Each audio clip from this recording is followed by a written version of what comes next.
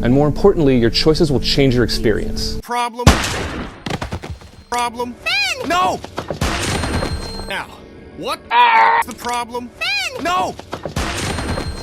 The choices you make in this game matter and will affect the story. How many of you are familiar with this? But just as often as we hear that, we are also disappointed with the lackluster execution of it. Rarely does it ever feel like your decisions truly matter or change the course of the story being told. Imagine though a game that does allow your choices to matter, and not only would it affect the in-game lore, but it would affect its sister game as well. A game that allowed players to dictate the course of the in-game world, and how it would either thrive and prosper or be a barren wasteland of destruction. This game is Dust 514, a 2013 free-to-play FPS released on the PlayStation 3. That, at the time, could have been a genuine step forward in creativity towards not only FPSs, but towards a cross-platform game with an ever-changing story led by a player's ambition. How come a game like this with so much promise and ambition was shut down just 3 years later then? Today, we're finding out what happened to Dust 514.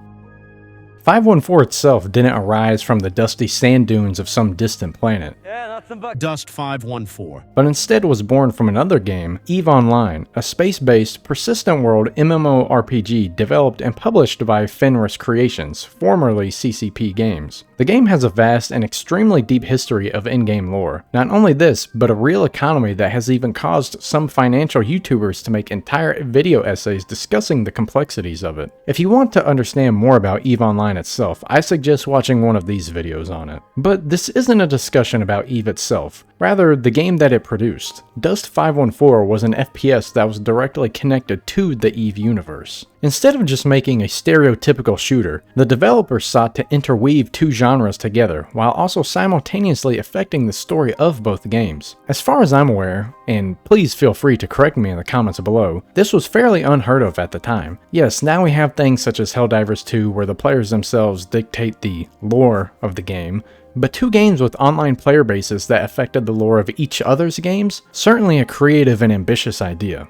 Dust 514 would have you in the shoes of Capsuleers, the immortal starship pilots making use of the cloning technology and consciousness transfers. For much of EVE's history, only Capsuleers were immortal because the technology required to download consciousness was linked to a capsule that encloses them and leaves them in suspended animation. The capsule was designed specifically as an interface for pilots to control the ship that they were placed within. However, the discovery of a special implant made it possible to achieve a transfer of consciousness without the use of a capsule. So it became possible to make immortals that were not pilots. Dust 514 players took the role of immortal ground-based soldiers, which were created by the military shortly after the implant was discovered. The gameplay of Dust takes place on real time and on in-game planets within the EVE universe. The players of EVE would hire the mercenary players, the Dust 514 soldiers, to fight for planetary control. The outcome of such battles were expected to eventually affect the sovereignty of player-run political powers in EVE Online. Not only this, but there was also a direct line of interaction between the two player bases.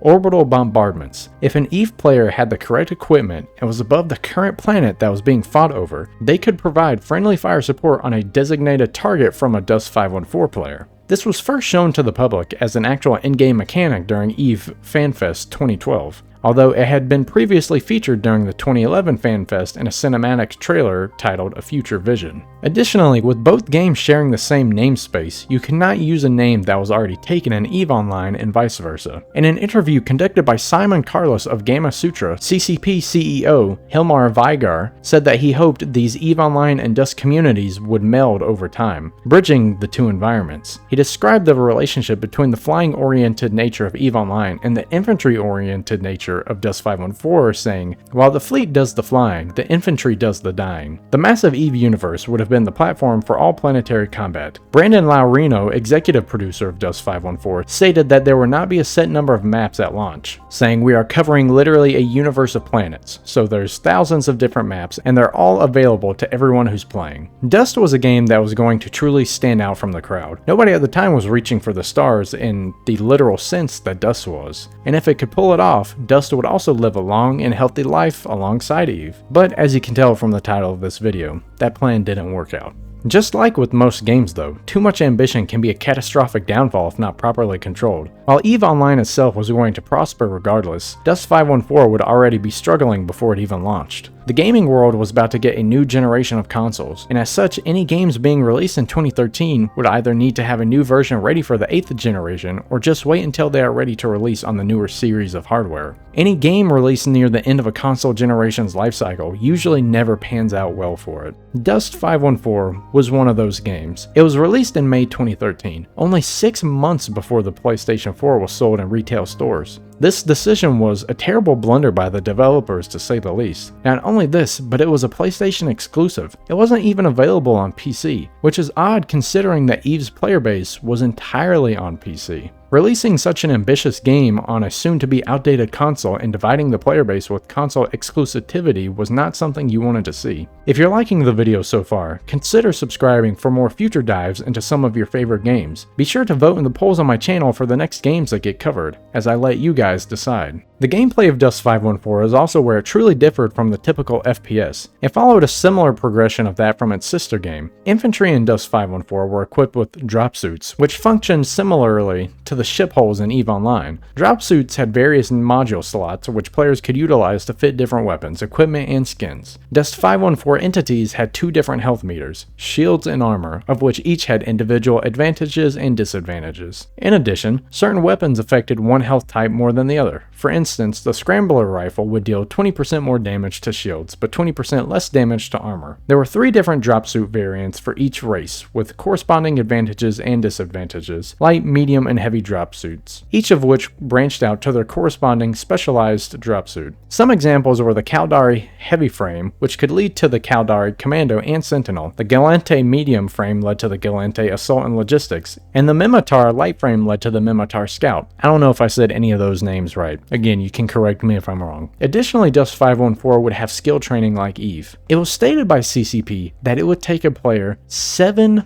years to learn all the skills for one character. These skills unlocked new and better items, better passive bonuses, as well as unlocking other skills. Player-driven vehicles were also available in the game. These could be transported to anywhere within the battlefield using rapid deployment vehicles, at the request of players. Vehicles shared the modular fitting system that infantry drop suits had, but modules cost more than those of a drop suit. Not only this, but there was also an in-game economy for Dust as well. Everything you had in the game was finite. You bring it into a match, it was used up, and you would need to purchase it again for the next match. To make this better, or worse depending on how you look at it, players from EVE could transfer funds to Dust players. A wealthy EVE pilot could give some Dust players a substantial advantage over other players. Now, while all of this sounds great to an EVE player, it sounds quite complex and complicated for anyone just hopping on from the FPS and console side. And I'll admit it, when I was a wee little lad back in middle school playing this for the first time, I had absolutely no idea what was happening. I liked it and I thought it was cool, but little kid me could not wrap his head around the finer details of the game, like having to purchase my equipment constantly. I don't think I ever even used the skill training either. Anyways, these features, while good and unique, depending on who you ask, were also a huge deterrent for anyone willing to give the game a shot. Pairing this with an end-of-life cycle console release, and you are practically setting a game up for failure. This wasn't the end of bad things to come either. With the game trying to have multi-platform connection, it would be plagued with server and instability issues. And in June of 2013, things would get even worse with the DDoS attack to its servers causing EVE and Dust to go offline. Even though the game would use battle clusters as a way to deter the server issues of linking an FPS to an MMO, players would still report lag, stuttering gameplay, mushy controls, and performance bugs.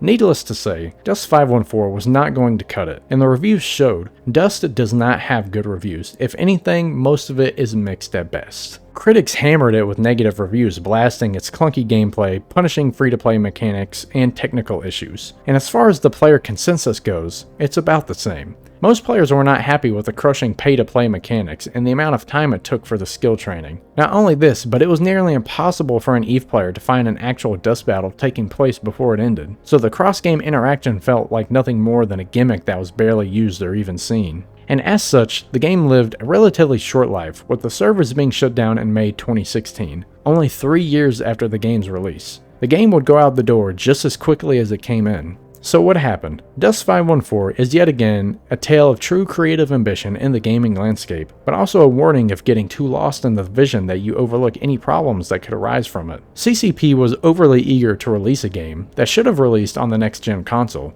Pushing the game out near the end of the PlayStation 3's life was reckless, to put it lightly. Not only that, but not having a PC release didn't even make sense considering EVE Online was a PC-only game. Also, having an FPS have MMORPG mechanics doesn't bode well for those types of players. They're in it for the quick-paced and rewarding progression, not a game they will need to consistently grind out for months just to get one unlock they want. I mean, there's no other FPS like that, right? There's no other FPS that people sit there and grind out and play day after day trying to just get one weapon. That'd be silly. Anyways, and of course, the server instability would just be the cherry on top, turning anyone off from wanting to try the game out. Dust is yet again another great tale in the what ifs. Something like this could have truly been groundbreaking if executed properly. It could have even been around today if handled with the care that it needed. Today, CCP continues its focus on the ever-expanding world of EVE Online, while Dust 514 remains as a footnote in its history. It was an experiment and one that tried to connect two differing genres of players together, that ultimately didn't pan out the way CCP had hoped. The game failed on a colossal level, but the idea behind it was